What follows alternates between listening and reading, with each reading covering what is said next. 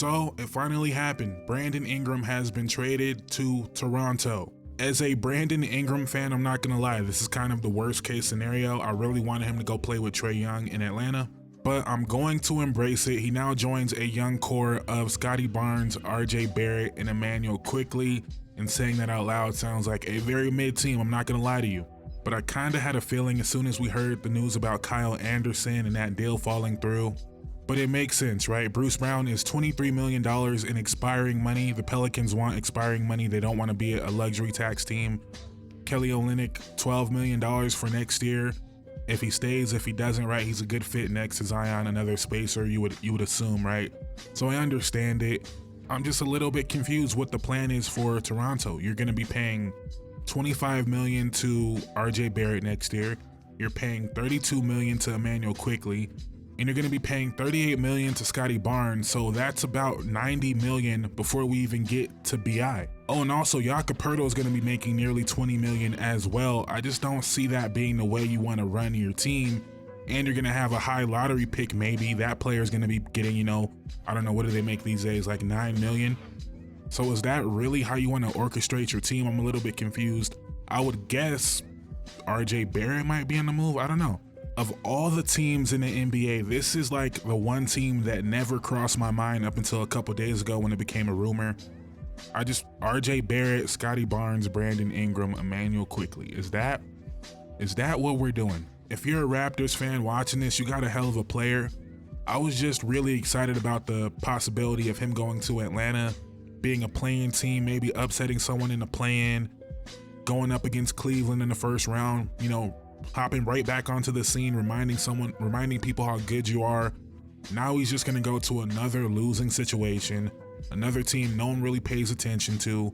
I'm not even sure the Raptors would want him to come back this year. Well, I guess they would want that, right? If they're planning on extending him, they want to see him actually play, see how he fits with Scottie Barnes and Emmanuel Quickley.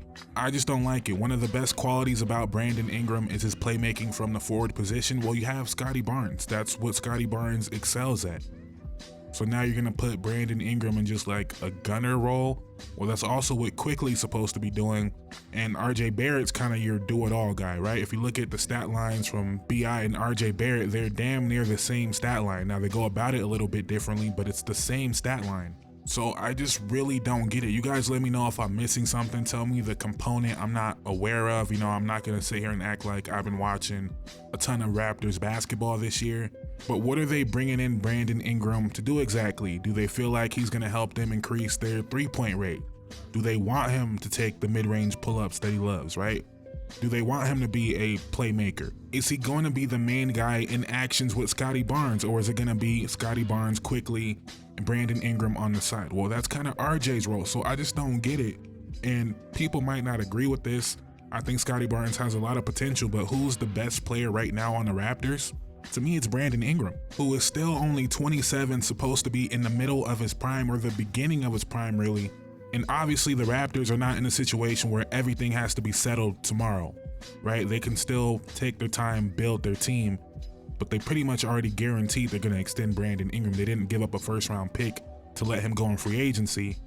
And we're talking about a guy that the last 5 years is averaging 23, 5, and 5, shooting 47% from the field, 37% from three, 85% from the line. Are they bringing him in to be that player? Is he going to have that much freedom? I don't know. I'm confused. I'm disappointed. I'm sure I'll sleep on it and have a different opinion tomorrow maybe, or just a clearer understanding of what's going on. But like I said, I wanted him to go to Atlanta. It didn't happen. We'll move on, right? From the Pelican side, do I think you got a good deal? No, but somehow you were able to still get a first-round pick from Toronto for BI. I thought that was pretty much out the window at this point. And you know what's crazy? I think like a year ago at this point, maybe it was even a little bit longer than a year ago, I made a video titled Brandon Ingram would be a perfect fit in Utah. And it came out later that Brandon Ingram was actually turned down an extension from Utah. That's why Utah wouldn't trade for him. And you know, that happened after I made that video. I'm not saying that that's why it happened, right? But in that video, it was at the time where Kelly Olynyk was still on Utah. So I'm not sure how long ago that was, but I had them getting Kelly Olynyk, Colin Sexton, and a first-round pick. Bunch of people said that's way too low for Brandon Ingram. It ends up being Bruce Brown, Kelly Olynyk, a first-round pick, and a second-round pick.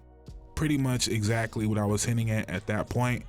But like I said, we're gonna sleep on it, come back tomorrow. Maybe I'll do another video reassessing it. But right now, as a fan of Brandon Ingram, I don't like it. I don't like it at all. Are they really planning on making Brandon Ingram the number 2 to Scottie Barnes? Is that really their plan? I just don't know. And, let's talk it out for a second. This team does have size. They got Scottie, they got B.I., they got RJ, they got Boucher, they got Jakob Poeltl. That's a lot of size on the court. Brandon Ingram, Emmanuel Quickley, Grady Dick, that's some shooting there. But that just screams mid-team to me. Like, at best, screams mid, unless you draft someone that's amazing. You draft your center of the future to put with those guys, maybe. But I just don't know. They're going to give B.I. a 4-year extension, 4-year deal, making around $40 million annually, because it was reported B.I. wants at least $40 million. Is that going to happen? And right now, I feel like Scottie Barnes and B.I. can coexist to a certain extent. But I feel like the absolute best version of Scottie Barnes, like if Scottie Barnes hits the outcome we think he might, B.I. is not the guy I want to put next to him. Same way he's not the guy I want to put next to Zion. I'm just so fascinated by it. Like, are they really about to let Brandon Ingram come in and run the show? Are they going to get Brandon Ingram and park him in the corner? Like, which is why I was so excited for him to go to Atlanta with Trae Young. Like, those guys need each other. Brandon Ingram needs a true point guard to get him in the best positions, right? Trae Young needs someone that can alleviate the shot creation, that he can go to late in games, that can get him easy looks. That was a match made in heaven to me. Brandon Ingram will be there the next 3 years. Ricochet develops, right? Brandon Ingram has another lob threat in Jalen Johnson. All right, I'm rambling here, but maybe this is some type of acknowledgement about Scottie Barnes as a player.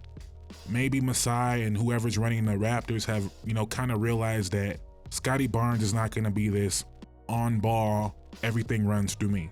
Because Scottie Barnes has been terrible lately as far as putting the basketball in the hole. Maybe now we're going to see a lot more of Scottie Barnes off ball, setting off ball screens for it quickly while Brandon Ingram is running the show. But then again, where is RJ Barrett in this equation? And Jakob Poeltl is also in the game, but maybe we see more of Scottie Barnes at the 5. Scottie, B.I., RJ, Emmanuel Quickley, Grady Dick. Maybe we see that lineup a lot. I'm trying to cope. I'm coping, y'all. I know we got a lot of Brandon Ingram fans that watch this channel that probably were excited for B.I. to get moved. We're kind of disappointed with the direction, the Pelicans went. The Pelicans fans that hate B.I., the Pelicans media that hates B.I. We wanted him to go to somewhere where he could shine and be put in the best possible situation. And this is just not it to me. But maybe I'm wrong. Maybe I feel different once we see him on the court. If we see him on the court this year. But let me know what you guys think. Thank you guys so much for watching. Please drop a like. Please comment. Please subscribe. I would greatly appreciate it. I'm out. Peace.